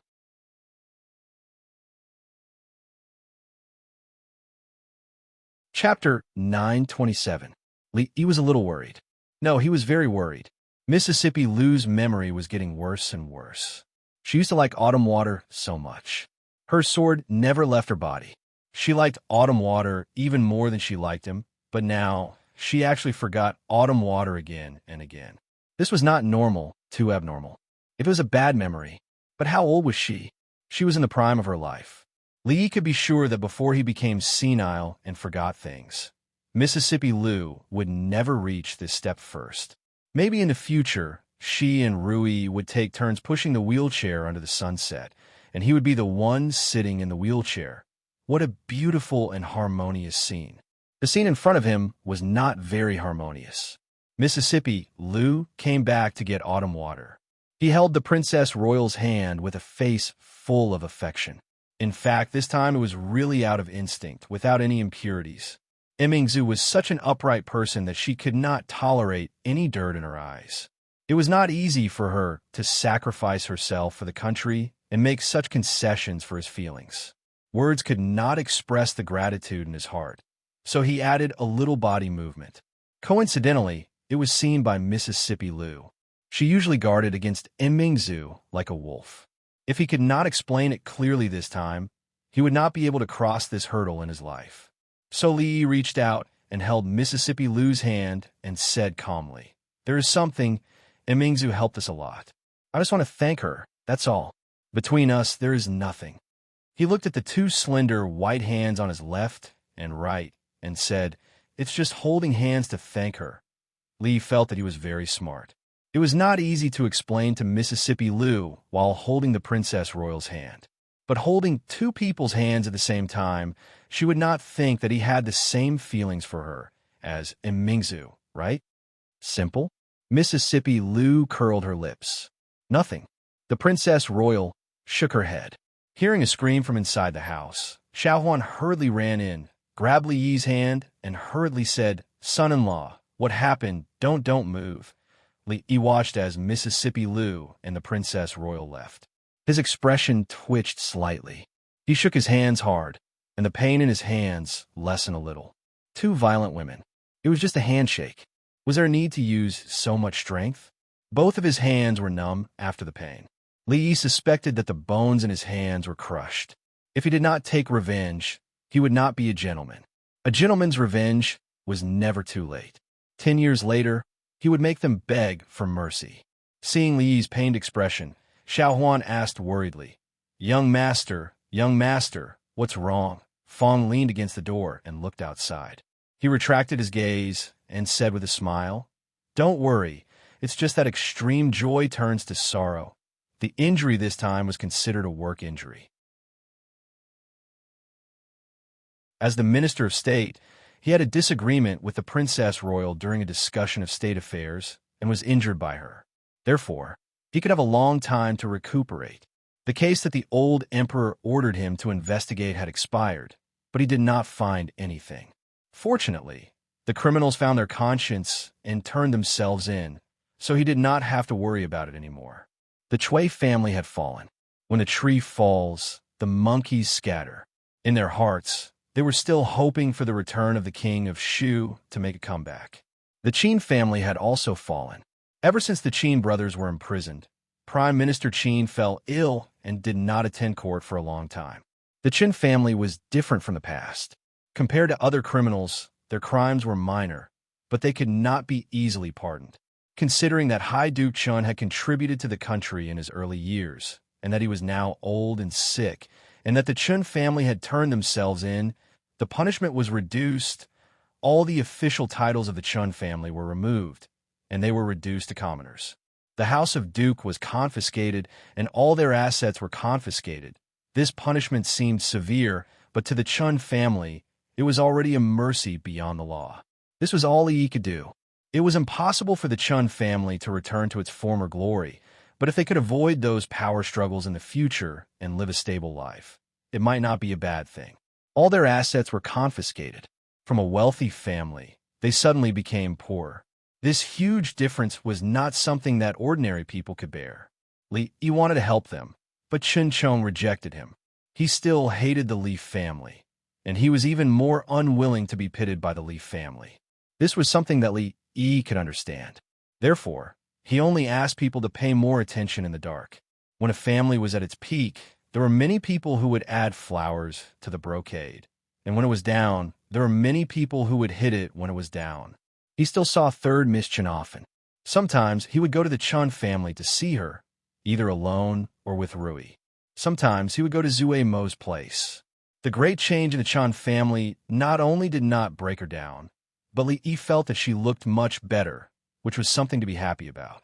Fong squatted in front of him. He seemed to be thinking of something, and he kept giggling. After Xiao Hong entered the family, Fong's sister-in-law was even more strict with him than before, except for Xiao Hong, who was like a sister to Wanru. Fong was actually enjoying himself, which made Li wonder if he had serious masochistic tendencies. A good man had become a masochist for no reason. After being by his side for so long, if this guy could learn a little of his good qualities, he would not have ended up like this. Fong suddenly seemed to think of something. He stopped giggling, looked up at him, and said, "Young master, that guy Wu Er, it seems like he's not coming back. Let him be." He waved his hand, not caring at all. To leave or to stay, that was Wu Er's choice, and only he could feel it. He would not interfere too much. Under the persuasion of Xiao Huan and the others, Lu Mei stayed and was like a sister to Xiao Hong. Xiao Hong called her Sister Mei, and Lu Mei called Fong Uncle Fong. He did not know if Fong, in front of his niece and sister, felt that he was a beast for a moment or a few moments. Although the storm in the capital was big, no matter how big the storm, there would be a day when it would calm down. Confiscation of property, removal of officials, exile. For the whole of June and July, this was the mainstream in the capital. Until August, the upcoming Mid-Autumn Festival seemed to have calmed down all the waves. The people were extremely satisfied with the recent actions of the imperial court and began to put more attention on the Mid-Autumn Festival. However, The people did not wait for the 15th of August, but Prince Ning first. Prince Ning, who had left the capital a few months ago, returned again. This time, he did not come back alone. After Prince Ning's carriage, a row of dozens of prison carriages drove into the capital. The people of the capital stood on both sides of the road, looking at the several li-long procession passing through the street, all showing shock in their eyes. The Li family, Rui and the crown princess, made an appointment to go to the cold mountain temple to pray for the safety of the little fellow and the girl from Li Xian's family. After Li Duan woke up, he cried nonstop. Li Yi, with a headache, stuffed him into Rui's arms. The crying stopped abruptly, and Xiao Huan looked on enviously. Second Miss was indeed suitable to look after children. Her Royal Highness came in from outside. Rui glanced at Xiao Huan, stood up, and walked outside. Mississippi Lu was becoming more and more considerate. Li Yi felt gratified. As if thinking of something, he suddenly said, "Rui, wait a moment." Mississippi Lu turned her head to look at him. Li Yi picked up the sword she had placed by the bed, walked over, and handed it to her, saying, "You forgot your sword."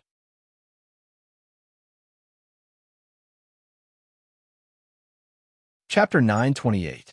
It was not a good habit to leave things behind, especially if it was something valuable.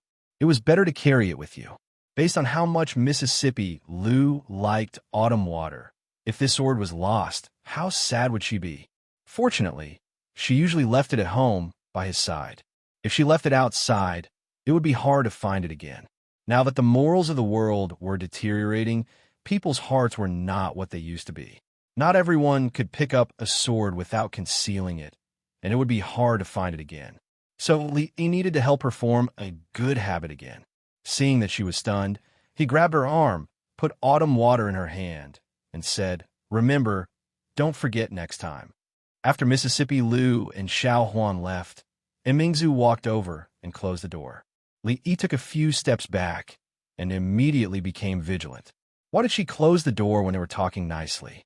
Every time he saw the action of closing the door, he faintly felt some pain in his butt. He called this Mississippi Lu's sequela. Although Mingzu had been influenced by Mississippi Lu recently and had a tendency to become violent, she probably wouldn't close the door and beat him. After all, except for the last time when he couldn't help but touch her hand, he didn't do anything out of line. And because of the last time, his hand was still a little weak. If it wasn't to beat him, then why did she close the door? Could it be he couldn't beat her in a fight? If she really wanted to do something, he could only struggle for a while, and in the end, he might still succumb to her despotic power. Just as Li was thinking about what posture to use to resist, Mingzu finally spoke. "Uncle Ning is back." Seeing that she sat down at the table and didn't seem to have any intention of using despotic power, Li was a little disappointed and asked, "Prince Ning returned to the capital. When did it happen?" "Just now." Mingzu poured a cup of tea for herself and said, "The Chui clan, more than 260 people, were all escorted to the capital, and the officials in Shuzhou who had been recruited by the king of Shu were also escorted back by Uncle Ning and locked in the Supreme Court's heavenly prison." "What did you say?" Li's hand stopped in midair as he stared at her blankly. From the beginning to the end, they had regarded the king of Shu and the Chui family as their greatest enemies. In recent days, they had achieved a gradual victory in the war against the enemy. The Chui family had fallen, and the remaining forces of the Chui family were nothing to be feared. The only thing the king of Shu could rely on was his status as a prince. However, this title also carried quite a bit of weight. This was because the news that he was not a prince could not be made public, and he was still the first prince in the eyes of the commoners and officials. If he wanted to achieve complete victory, he had to use other methods. But who would have thought that before the king of Shu returned to the capital, and before they took any action, even the ancestral home of the Chui family had been uprooted. The officials in Shuzhou who were loyal to the king of Shu had also suffered. The old emperor had flipped the table much more thoroughly than him. Li came back to his senses. He looked at her and asked, "Where's the king of Shu?" "He ran away." And Mingzu shook her head and said, "Imperial uncle, didn't expect there to be a master around the king of Shu. He escaped. Li Yi still couldn't understand. When Prince Ning left, the news that the king of Shu was not the biological son of the old emperor had not spread. There was no reason for him to attack the Cui family and the king of Shu. As a prince, doing such a thing was equivalent to rebelling. He raised his head and asked again, "Is it because the news that the king of Shu is not the biological son of his majesty has been announced?" And Mingzu shook her head again and suddenly asked, "Do you know that my mother had 2 other princes before me?" Li Yi nodded and said, "Didn't those 2 princes die young?" Speaking of this, he seemed to understand something and asked, "Concubine Cui?" 20 years ago, the Cui family was extremely powerful. Not only did they dominate the imperial court, but they also had spies in the imperial palace. At that time, Concubine Cui gave birth to a prince, and my mother successively lost 2 princes. After giving birth to me, she couldn't have any more children. Naturally, the king of Shu was the prince most likely to inherit the throne. It was not difficult for Li Yi to imagine why the Cui family and Concubine Cui would do such a thing. The empress had no princes, so the first in line to inherit the throne would naturally be the son of Concubine Cui, who was second only to the empress. The struggle for favor in the imperial court was no less cruel and bloody than the struggle in the imperial court. In order to fight for the throne, 2 princes were killed. Concubine Cui was definitely not the only one who would do such a thing. Over the years, my father has vigorously supported the poor and gradually reversed the situation in the imperial court. Besides purging the imperial court, he has also been investigating the case of that year. It wasn't until a few days ago that Lu Yi found sufficient evidence. After Li Mingzhu finished speaking, all the guesses and suspicions in Li Yi's heart, as well as all the unclear lines, finally became clear. No wonder the old emperor never liked the king of Shu and the Cui family. No wonder Lu Yi was always mysterious. There was a hidden meaning in his words, but he didn't dare to say it out.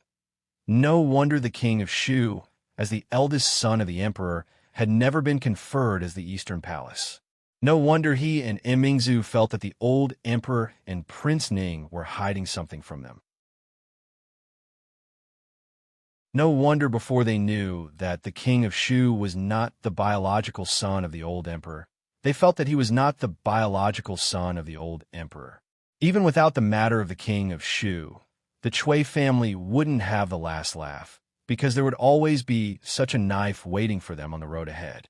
The difference was whether the saber was struck early or late, and whether it would hurt the saber itself when the saber was struck. Li finally understood why the old emperor had been so supportive of his work of attacking the Cui family and the king of Shu.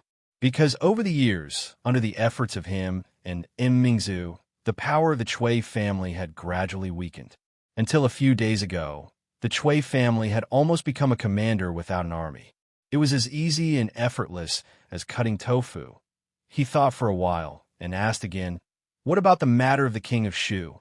For them, Concubine Cui could only give birth to a prince. Just in case, the Cui family bribed the midwife and palace maids in advance and sent a newborn baby boy into the palace. Mingzu shook her head and said, "Concubine Cui did give birth to a prince, but the prince died as soon as he was born. The king of Shu was the baby boy that the Cui family secretly sent into the palace." She picked up the teacup and said, "After the king of Shu escaped and all the people of the Cui family were escorted to the capital, Cui Qingzhen knew that there was no hope, so he confessed everything. The imperial palace was heavily guarded. It was as difficult as ascending to heaven to send a baby boy into the palace quietly and exchange it with the prince born by the concubine. The Cui family could even do this, so it was absolutely not an injustice for them to end up like this." He raised his head and asked, "These things can't be easily done by the Cui family alone, can they?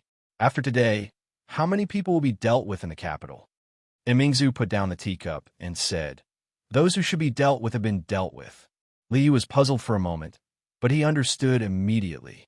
By now, almost all the forces related to the Cui family had been wiped out. There was probably no fish that could escape the net.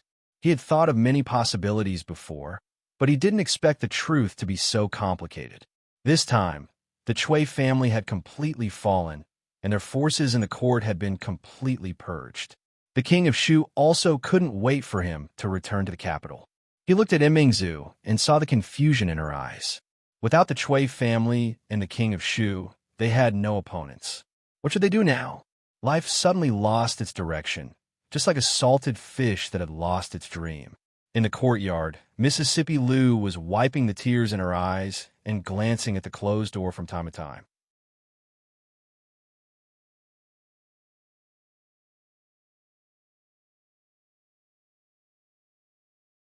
I have a strength but nowhere to use it. It's so uncomfortable to hold it in. I'll just vent it out. I don't have anything to do now anyway. I really don't need to trouble you. It was very strange. Maybe because of her reminder, Li Xian came over. When Mississippi Lou went out, she didn't forget to bring autumn water with her. Have you heard?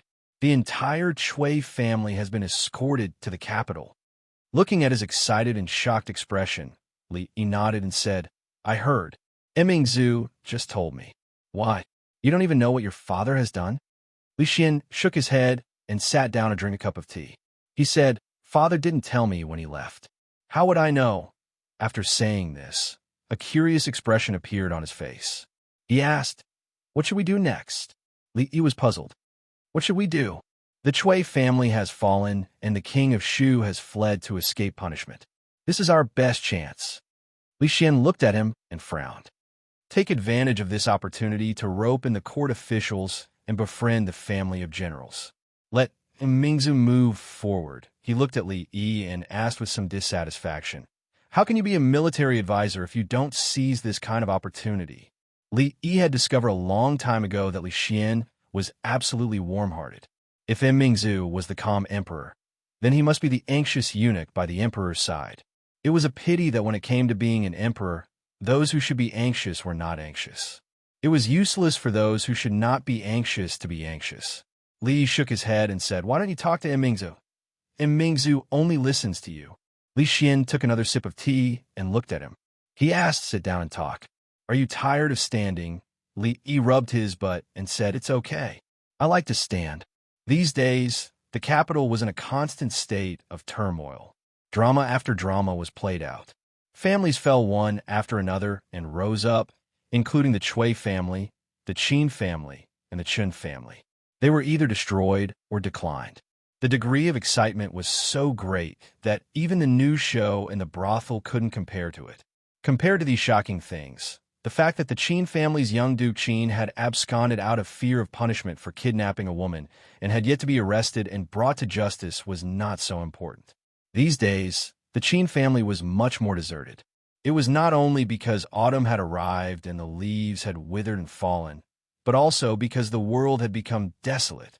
The most important reason was because 4 of the 5 Qin brothers had been imprisoned in recent days, and their families had been separated. Now that Prime Minister Qin had fallen ill, the Qin family had dismissed some of the servant girls and servants. The entire estate was even less lively. Fifth Lord. Hello, Fifth Lord. Greetings, Fifth Lord. 2 figures walked out from the depths of the small path. Along the way, the Qin family servants who met them hurriedly bowed. Wu Er swept a withered leaf off the shoulder of a middle-aged man in front of him and asked, Fifth Lord, are we still going to the brothel to watch the show today? Yes. The Qin family's Fifth Lord nodded and said, But it's not the brothel. Let's go somewhere else today. Outside the capital, by a desolate river.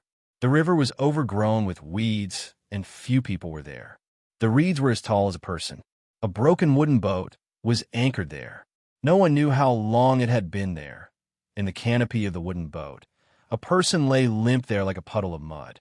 His hair was unkempt and his face was dirty. His clothes were ragged, and his limbs were bent at a strange angle. If it weren't for the hair that covered his face still moving rhythmically, no one would think he was a living person. However, he really was a living person. He bit a piece of porcelain in his mouth. He bent down and laboriously cut the rope in his hand. The sound of footsteps came from outside. He put the porcelain piece into his mouth and stared ahead with lifeless eyes. A beam of light appeared in the canopy, because someone had lifted the heavy curtain and walked in from outside. He ignored the stench in the canopy, walked to Qin Yu's side, and crouched down. The Qin family has fallen to such a state. He looked at Qin Yu and said in a small voice, "This is what you've always wanted, right?" A glimmer of emotion finally appeared in Qin Yu's turbid eyes. "Your mother's death. Back then, I was powerless." The Qin family's fifth lord looked at him and said, "I am only Qin Wu. Before me, there was still Qin Yi, Qin Air, Qin San, and Qin Si. It's not up to me to decide these things, although you are very pitiful." He looked into his eyes and said, "But this is not a reason for you to do other things." After whispering a few words, he stood up and looked at Qin Yu. He asked, "These days have been very hard, haven't they? I won't in the future." He shook his head. As he walked out of the canopy, he turned his head and said, "We will meet again in the next life." In the river, the wooden boat flowing downstream ignited into a raging fire. The flames soared into the sky.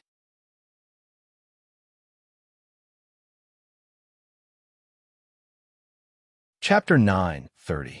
A few figures stood by the river, watching the fire that soared into the sky gradually disappear downstream. A burly man suddenly said, "Fifth Master, should we send someone to follow him and have a look? If he can survive, it can be considered as good fortune." The middle-aged man shook his head and said, "What's more, he is a member of the Qin family after all. It's not a big deal for him to die in the hands of a member of the Qin family. How can you say it's good fortune?" The burly man scratched his head and said, "If we let him escape, what if he comes back in a few years or decades to take revenge? That's how it is in the opera. After suffering all kinds of humiliation, he will endure the humiliation and finally put on a show of revenge. Opera is just opera. Endure the humiliation and revenge. How can it be as simple as you make it out to be?"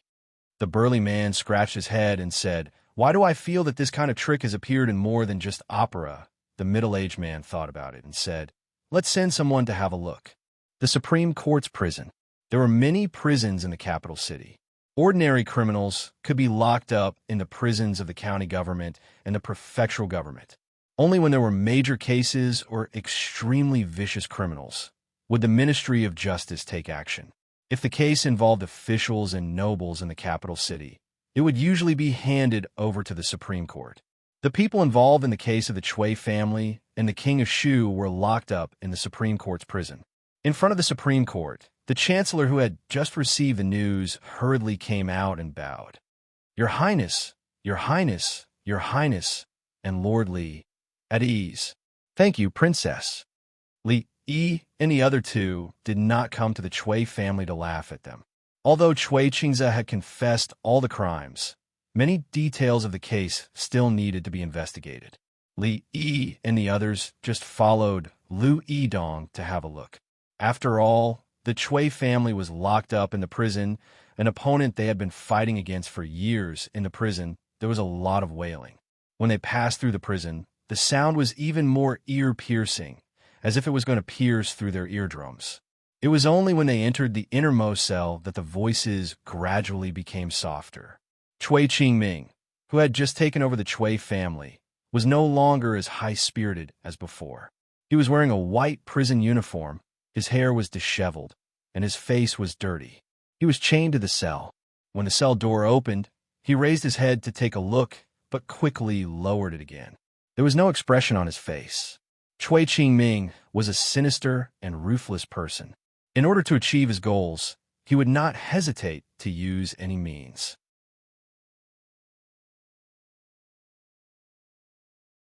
Chui Qingming shook his head and said, "You have indeed done it. Step by step, you have pushed the king of Shu further and further away from that position. You have pulled out the tendons of the Chui family one by one. You can control what the people say and what they do. You can make all the officials and dignitaries in the capital unable to sleep well. You can force the eldest prince out of the capital. In front of you, the century-old families are nothing but chickens and dogs. But do you really think that you have one? Although your surname is Li, you are not that Li." Chui Qingming sneered, and the expression on his face immediately became ferocious. He said in a cold tone, "The more you win now, the worse you will lose in the future. How many days does His Majesty have left? Even if the king of Shu cannot ascend to the throne, there will always be other princes to replace him. How can they tolerate people like you appearing in the capital, in the Jing kingdom? The day the new emperor ascends to the throne will be the day you die. And there is the eldest princess. Ha! Do you think that you will be safe with the protection of the eldest princess? After a few days, she will not even be able to protect herself. How can she protect you? The sneer on his face gradually turned into a wild laughter. County Marquis Li, Dr. Li, I will wait for you in the underworld. Going early doesn't mean that you're doing well. Li looked at him and shook his head. He said, it is not easy to build a foundation in the underworld. Guarding it well is the right way. Don't wait for me. Li Xian leaned on the wall outside a prison cell and muttered, the relationship of the Chui family is really messy. The third son of the Chui family actually has an affair with the eldest sister-in-law. Although Lu Yi was investigating a serious case, there would always be some indecent things mixed in a serious case. He only asked a servant of the Chui family to point out the crimes of the Chui family in order to reduce the punishment. But he didn't expect that such a scandal would break out. He was surprised for a while and looked at Imingzu. He saw that she was staring at the front in a daze. She seemed to be in a trance. He doubtfully asked, Imingzu, what are you looking at? Imingzu. A hand was swaying in front of her eyes. Imingzu finally came back to her senses. She shook her head and said, it's nothing. I was thinking about something. Li walked out of the prison cell in the distance. Li Xian hastily ran over and curiously asked, what did Chui Qingming say to you? He said that he will not be able to escape this time. He asked me to burn more paper money for him. Why? Li Xian curled his lips and said, it is not your turn to burn paper money. Just don't burn it. He has no clothes to wear and no money to spend in the underworld. Imingzu looked at Li Yi. Her lips slightly opened as if she wanted to say something. But in the end, she didn't say anything. Li Yi smiled and didn't continue this topic. He casually pointed to another area in the prison and asked, it is noisy over there. Who are the people locked up there? An official of the Supreme Court hurriedly stepped forward and said, those are the officials of Shu Prefecture who surrendered to the king of Shu. They followed him and did a lot of evil things. After we finish dealing with the Chui family, we will deal with them.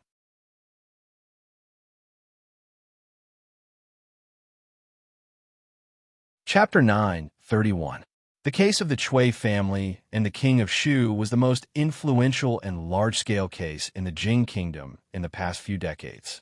Not only were dozens of officials and nobles in the capital city imprisoned, but the officials in Shuzhou who were involved in the case were also escorted to the capital city and locked up in the Supreme Court's prison. In one night, they were reduced from high and mighty officials to prisoners. No one knew what awaited them. If they were only to resign, it would be a blessing in disguise. Even if they were exiled to the army, it would not be a difficult thing to accept. However, if they were too deeply involved with the king of Shu, they would be sent directly to the guillotine. If that happened, there would really be nothing left. At this time, in a cell somewhere in the heavenly prison, a young man clutched his abdomen. Cold sweat seeped from his forehead, and his body trembled. Zian, what's wrong with you? In the cell next door, a woman's face was full of anxiety. She tightly grasped the bars in the middle and asked with concern. The young man's forehead was full of cold sweat, but he raised his head and smiled as he waved his hand, saying, it's nothing, it's just an old problem.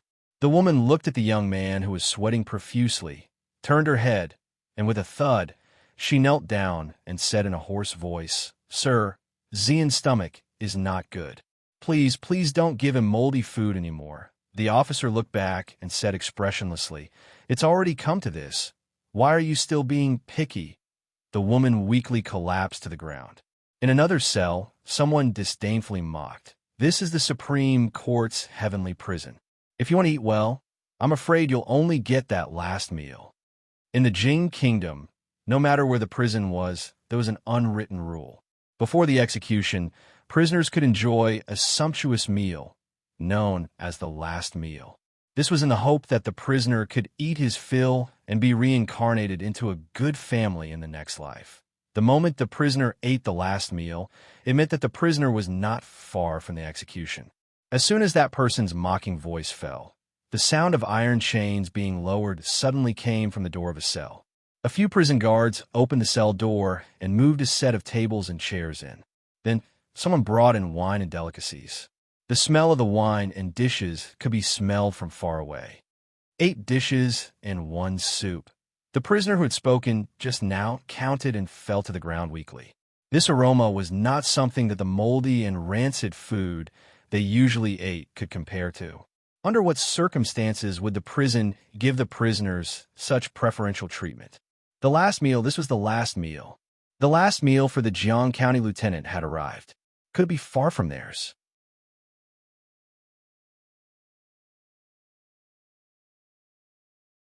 Li Yi persuaded them for a long time before they sat down nervously. Li Yi knew that Imingzhu and Li Xian must be full of doubts now, so he briefly described what happened in Shuzhou to them. Their friendship was real. If it weren't for Jiang Zian, he and Rui wouldn't have been able to leave the city safely, and naturally, there wouldn't have been such a thing in the future. After knowing the inside story, Li Xian looked at Jiang Zian without the dissatisfaction in his eyes. Li looked back at the official of the Supreme Court and asked, "What crime did he commit?" The official of the Supreme Court looked bitter and said, "He didn't commit any crime, but Lord Jiang is under the command of the king of Shu." Jiang Zian lowered his head. Sometimes, one didn't need a specific crime to be convicted. It was normal to be implicated by following the wrong person. He looked at Li Yi with a hint of hesitation on his face. After a long time, he said, "Lord Li, Jiang Zian deserved to die. But for the sake of our past relationship, can you save my wife? She is innocent, Zian." The woman held his hand and said with a solemn expression, "If you die, I will immediately follow you. Don't talk nonsense. I am a member of the Jiang family in life and a ghost of the Jiang family in death. Then I will divorce my wife. At this point, it's too late for you to divorce." Li Yi's face was a little dark. He came over to reminisce about the old days, not to watch them show off their love. He coughed and said, "These years, Brother Zian has suffered under the command of the king of Shu." Jiang Zian raised his head, and a trace of confusion appeared on his face. The woman had already understood the meaning behind Li Yi's words. She knelt on the ground and said repeatedly, "Thank you, Lord Li, thank you, Lord Li." In the surrounding cells, the people smelled the fragrance and swallowed the rancid prison food. Although the last meal was delicious, they felt that the food that emitted the smell was even more delicious. That woman. What was the use of kowtowing? Could kowtowing be spared from the death penalty? At this moment, they only felt that if they could eat food like this in front of them for the rest of their lives, they would have nothing else to ask for.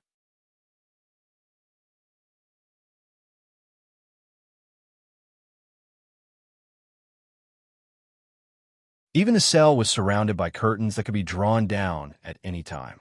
It was like an independent little world. Beside the bed, the young woman held Jiang Zian's hand and asked in confusion, "Husband, what's going on between you and Master Li?" Jiang Zian sighed, and a trace of reminiscence appeared on his face.